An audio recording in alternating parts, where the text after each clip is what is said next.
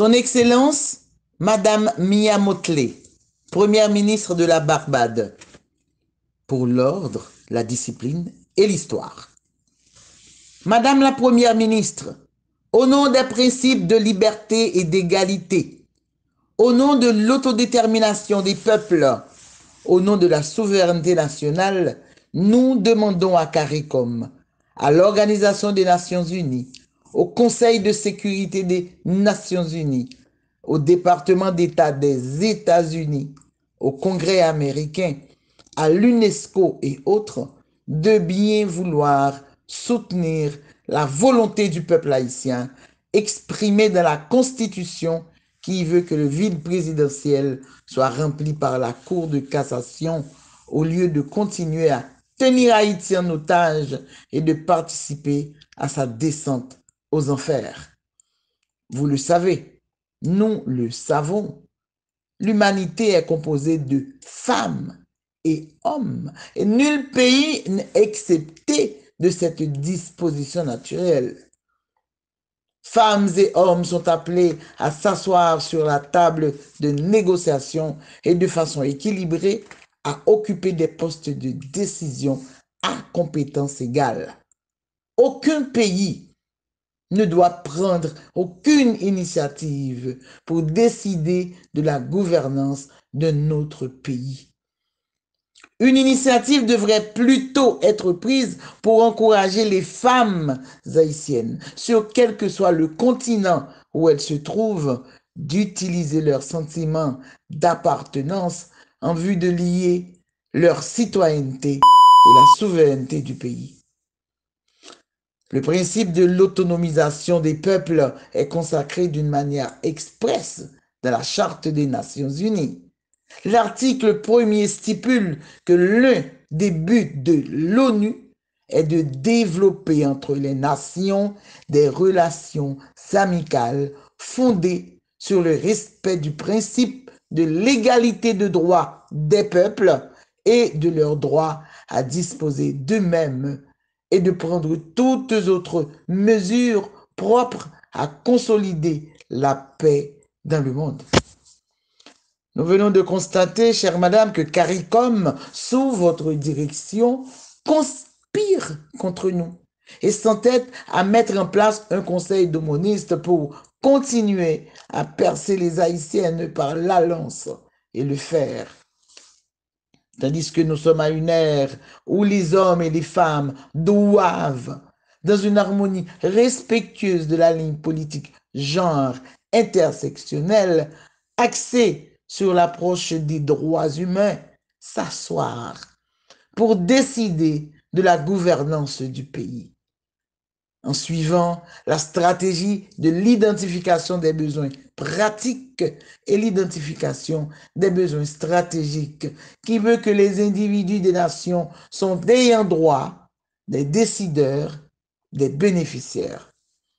Mais nous ne comprenons guère l'attitude de la CARICOM au nom de leur pays, cracher sur la souveraineté de notre pays et considérer nos citoyennes et citoyens comme des parias.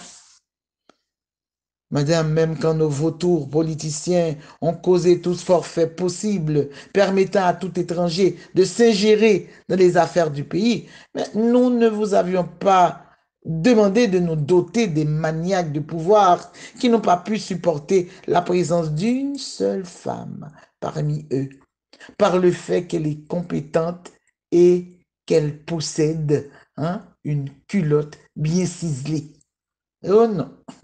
Madame Mottley, en votre qualité d'humaniste, nous vous demandons de bien vouloir surseoir tout débat autour de la formation d'un conseil de gouvernement avec des tyrans, des aumônistes qui ont peur de se consentir à l'alignement de notre pays Haïti comme souverain en dépit de leur grande culture.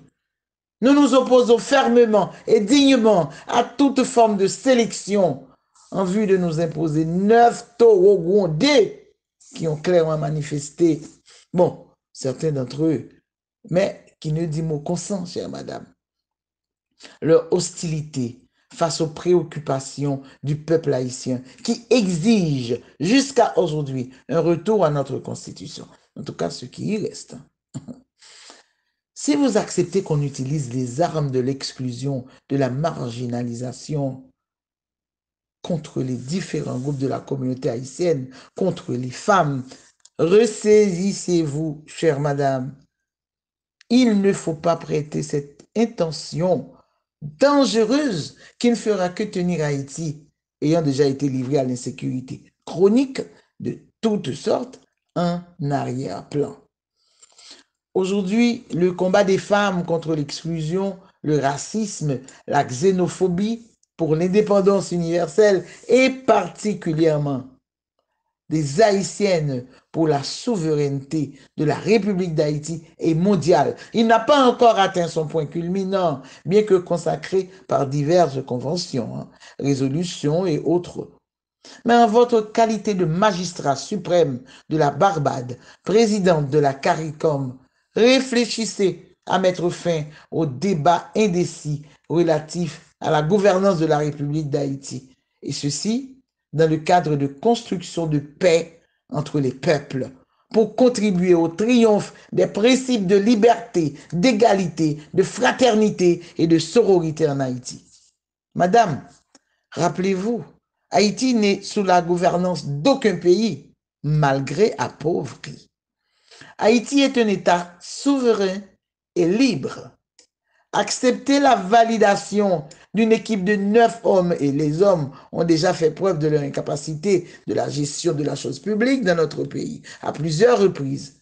Des hommes, partis politiques et autres politiciens aidants qui aujourd'hui lancent des assauts à une femme compétente, une des modèles de la jeunesse, une battante pour hisser Haïti au rang des pays libres et prospères. C'est un affront de haut calibre, madame, une violation du droit à l'égalité et celui de la participation politique des femmes au plus haut niveau où se prennent les décisions. Haïti doit être dirigé par des femmes et des hommes qui croient que chaque personne est une personne, qui doit être respectée et qui mérite d'être respectée. Et non pas par des personnes qui se contentent à dérouter le développement de la République.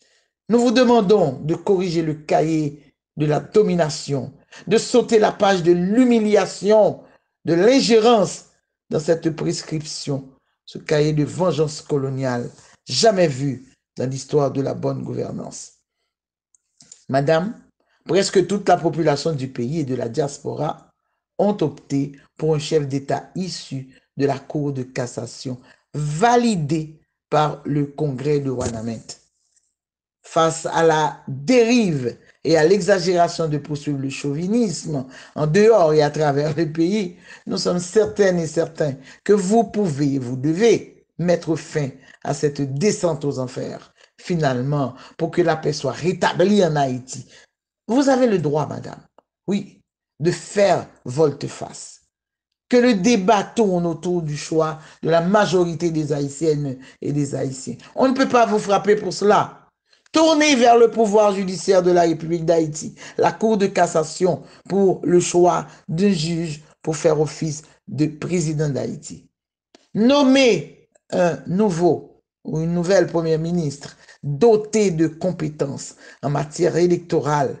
Oui, afin de trouver un retour normal à la Constitution. Une personnalité politique ou un autre fonctionnaire digne et honnête, neutre, doté de compétences, comme je l'ai dit, techniques nécessaires à la décision politique du pays. Et libérer les Haïtiens vétérans qui avaient intégré des armées du Canada, des États-Unis, de l'Angleterre et d'autres pays pour fournir un appui à la police nationale et aux forces armées d'Haïti pour assurer la paix et la sécurité dans le pays. Haïti a besoin de ces enfants qui ont contribué à instaurer la paix dans d'autres pays. Haïti a besoin de ses filles et de ses fils qui ont servi d'autres nations et qui font preuve de grandes compétences. Nous avons besoin de nos femmes qui ont pu nous intégrer dans le patrimoine mondial. Nos hommes, comme ce groupe de 9, qui peuvent être complétés par un autre groupe de 9 femmes pour faire bon bagaille au cabinet, au ministère, dans les caciquats du pays.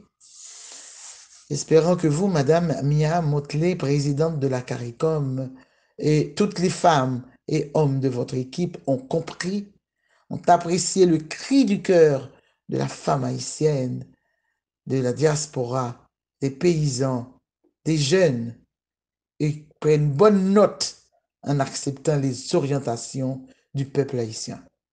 Agréez, Madame la Première ministre de la Barbade, présidente de la CARICOM, l'assurance de nos salutations distinguées. Merci.